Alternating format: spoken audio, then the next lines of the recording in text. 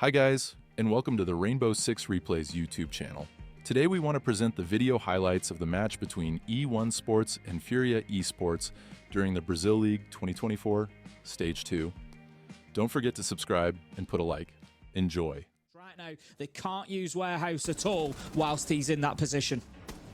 There we go, Perez skulking around. A bit late on the battery, it was maybe on the wrong reinforcement there, but we are going to see if it only pulled the trigger. KZ would have had one, but it doesn't matter. Finds it anyway with a nice double. However, the pressure starts to mount inside a site and he gets killed coming back as Paceto is right place, right time. STK did find one, but will be traded out by Nade. 10 seconds left to go. It's now or never for E1. JV92, who else? Holding on for FURIA, bringing it back to a 1v1, and we've got the scramble on now as Paceto just has to throw this case down, and surely JV92...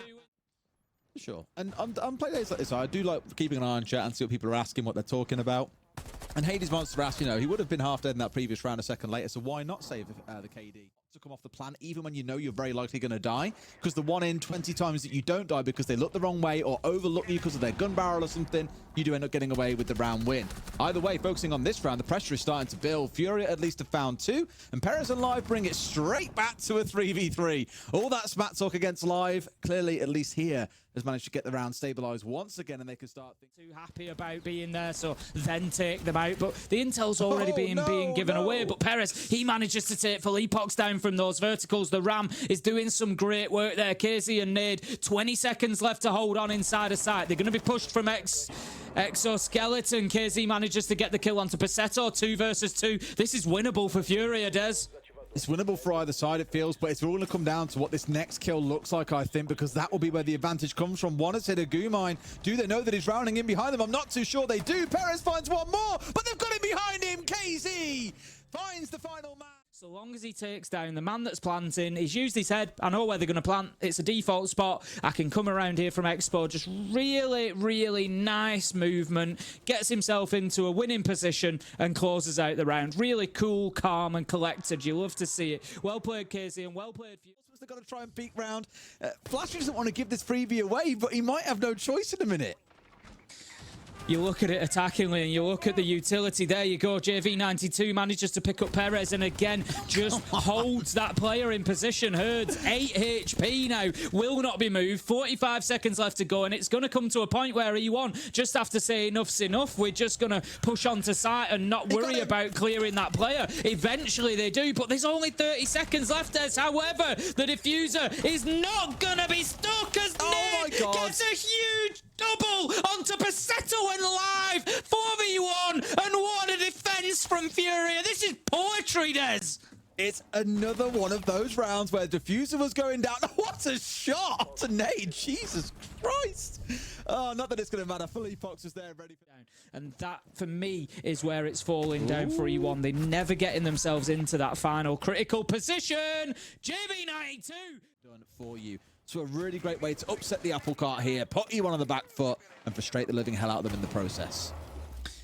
All that intel as well coming out. Nitro goes out, and it's as easy as that for Herge. Just drops it around the corner. Manages to pick up Live. A lack of communication from E1, I think, there. You've got to make that call. I've been hit with a Nitro. He's on IT door. The swing could be there. Herge gets himself a third. 5 versus 1 now. Paceto, he's done well so far this stage, but he's going to have to do unbelievably. He's got a Clash to face up to as well, and I dare say the Clash could probably kill him just with chocks from the shield alone at this point. KZ on those secondary. They don't even have the secondaries. I was looking at Buck assuming that there would be secondaries on him, but there isn't.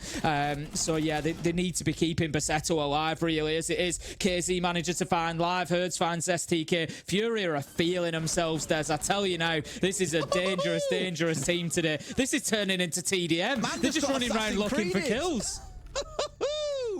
A perfect round for FURIA. Kill for me again just kind of speaks to how much fun they're having. The same in the prior round as well with the vault out on towards balcony. Full awareness of where that player was when he was coming, and they still lose the gunfight. It was that kill there from KZ, from JV, sorry, that really made it for me. Paceto was just like, come on, man, this ain't even fair now. Perez, the only one currently sat above 2 kills for the entire team across a full half of Siege. That is how dire this is starting to look and how in control these guys are. And now that he's offline, What more can these other three do? 4 kills across 6 rounds and 4 players still to bring down. That does not sound good.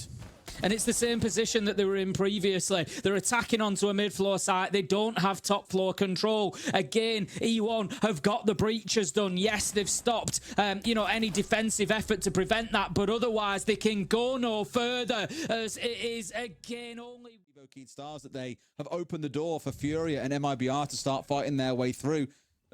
That's exactly what's happening here. FURIA get 3 points. They are now in playoffs, and Vivo Key Stars fall down the rankings out of playoff contention. Underneath, he's going to have a look and see if he can find an angle, but he's likely to lose his life if he keeps peeking it. There's damage done either way, but I think we will see. I was going to say Perez drop out of it, but no, he stuck it. Cheeky. And he's going to get the bandit trick. No, he's gone for the wrong side, Des, after all that. Left on the clock. Going to try and work his way, I imagine, towards Aqua, it seems. There's a shield pointing up towards this top side, which is really what they need here. That shield will at least give some frustration. Here we go, 3 players all trying to gather around, but look at that. Perez has found JV, Baseto into another. It's domination. It's potentially 4 players left alive at the bitter end of things, down to a 1 versus 2. Nade's not going to have the chance here to find all these players. Going to try and stick a plant instead. Will he get pushed onto? The answer so far seemingly being yes. They step round, but there's no time left. Live picks it up, and E1... He either kills you or he gets the bandit trick, whereas that wasn't... They gave him the opportunity to do both, essentially. So just, yeah, FURIA not great on the timing there. And then for me as well, Felipox on that Monty. He's a great shield player. He's a great Monty player. Get him in a position to do something. You know, we've got 40 seconds left in the round, and it was the first we saw of him.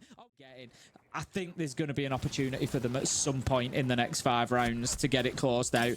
And that's going to help them. Herds, he manages to get one onto Perez. And again, just beautiful teamwork. And here we go. This is what I was talking about, Des. We found ourselves 5 versus 3. STK manages to find JV.